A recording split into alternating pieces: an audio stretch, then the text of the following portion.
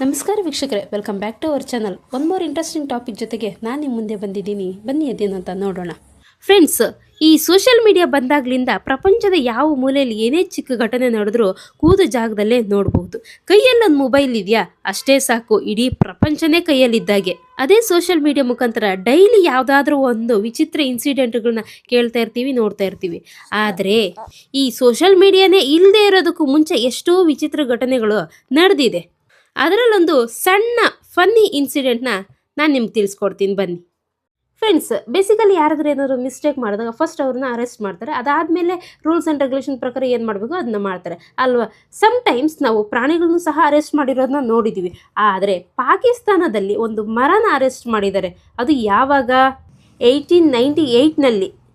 ಹೌದು, ಜೇಮ್ಸ್ ಕ್ವಿಡನ್ ಒಬ್ಬ ಬ್ರಿಟಿಷ್ ಅಧಿಕಾರಿ ತಾನು ಕುಡಿದು ನಿಶೆಯಲ್ಲಿರಬೇಕಾದ್ರೆ ಒಂದು ಆಲದ ಮರ ತನ್ನ ಕಡೆನೇ ಬರ್ತಾ ಇದೆ, ತನ್ನನ್ನೇ ಫಾಲೋ ಮಾಡ್ತಾ ಇದೆ ಅನ್ನೋ ಭ್ರಮೆಯಲ್ಲಿ ಅವನು ಆ ಮರನ ಅಫಿಷಿಯಲಿ ಅರೆಸ್ಟ್ ಮಾಡಿಸ್ತಾನೆ. ಅರೆಸ್ಟ್ ಮಾಡಿಸೋದಲ್ಲದೆ ಆ ಮರಕ್ಕೆ ಅಯಮಂಡರ ಅರೆಸ್ಟ್ ಅನ್ನೋ ಬೋರ್ಡ್ನ ಹಾಕಿಸ್ತಾನೆ.